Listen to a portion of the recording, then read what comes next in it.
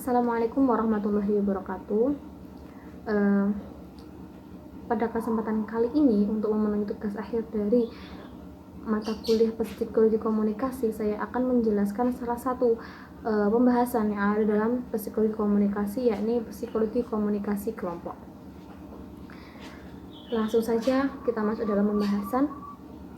Di sini saya akan membahas yang pertama, yakni klasifikasi dan karakteristik komunikasi kelompok. Komunikasi kelompok berasal dari dua kata, yakni komunikasi dan kelompok.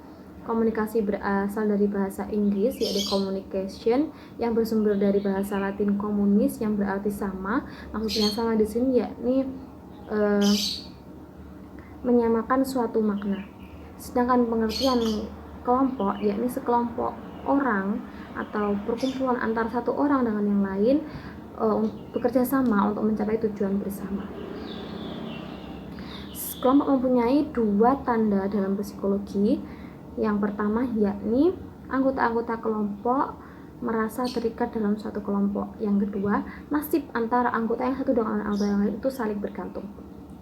Kemudian, para ahli psikologi mengklasifikasi komunikasi kelompok ini menjadi tiga dikotomi.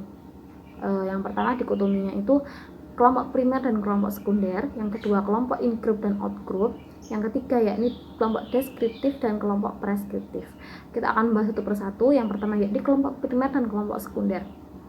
Kelompok primer ini yakni kelompok yang dalamnya itu termasuk keluarga, terus tetangga, terus termasuk permainan. Sedangkan kelompok sekunder itu lawan kata dari kelompok primer.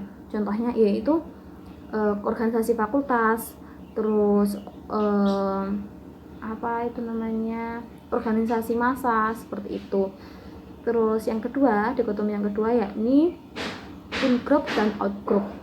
In-group ini yakni bisa dikatakan kelompok kita, sedangkan out-group itu kelompok mereka. Maksudnya kelompok in-group ini kita itu terlibat di dalam suatu organisasi kelompok tersebut, sedangkan out-group itu kita tidak terlibat di dalam kelompok tersebut.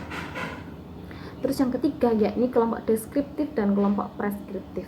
Kelompok deskriptif ini mengelompokkan kelompok yang di dalamnya itu mengelompokkan berdasarkan tujuannya, sedangkan kelompok preskriptif itu mengelompokkan itu berdasarkan pada langkah-langkah yang ditempuh untuk mencapai tujuan tersebut. Selanjutnya, karakteristik dari komunikasi kelompok. Di sini saya akan menjelaskan 4. Yang pertama itu ukuran kelompok.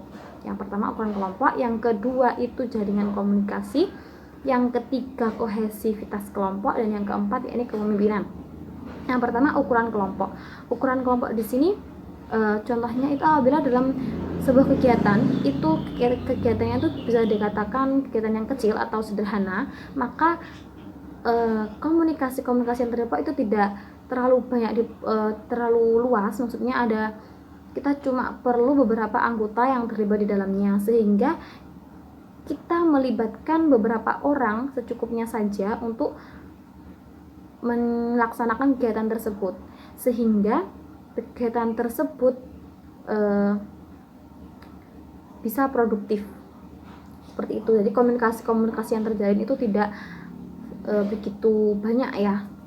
Artinya komunikasi yang terjalin itu sangat kompleks untuk kegiatan tersebut.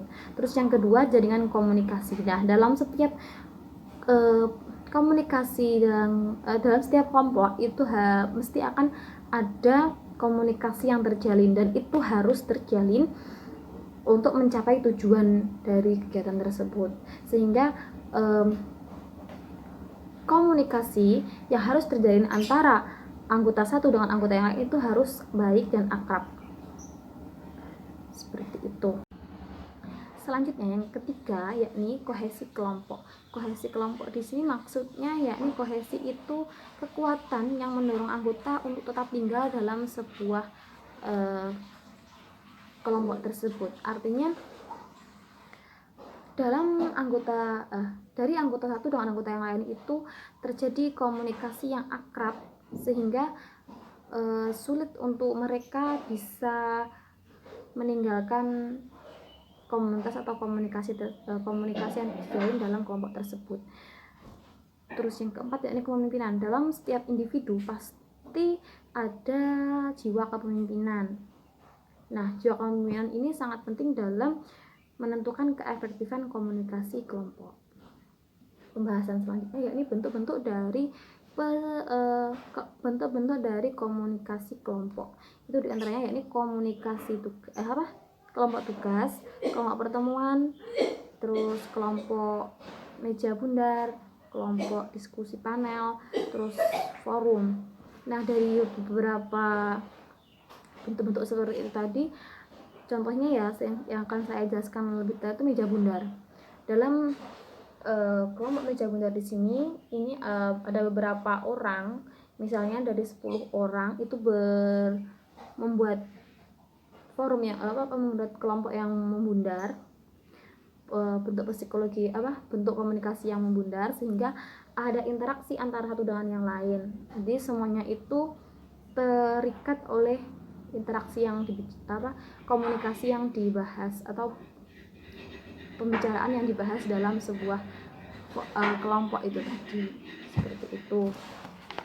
Terus selanjutnya faktor-faktor yang mempengaruhi komunikasi kelompok, diantaranya yakni konformitas. Konformitas itu perubahan perilaku yang disebabkan oleh tekanan yang kelompok yang real atau yang dibayangkan. Misalnya itu faktor situasional, terus faktor personal, seperti itu.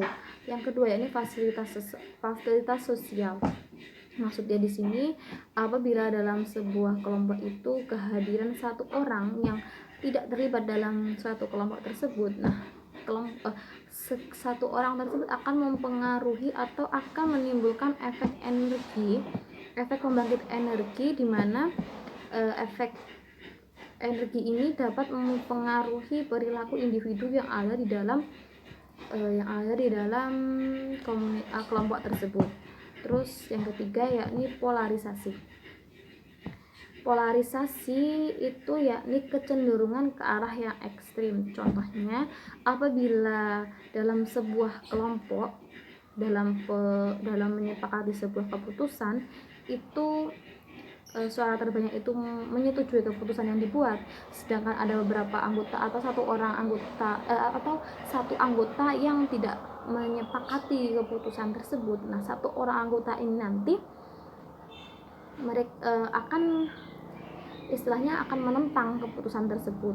Jadi setelah diskusi selesai, terus kegiatan akan dilaksanakan atau kegiatan saat itu dilaksanakan, satu orang tersebut akan menentang lebih keras lagi terhadap keputusan yang telah dibuat, sehingga orang tersebut tidak akan maksimal dalam melaksanakan kegiatan tersebut untuk mencapai tujuan yang tujuannya itu telah disepakati oleh seluruh anggota yang ada dalam suatu kelompok tersebut.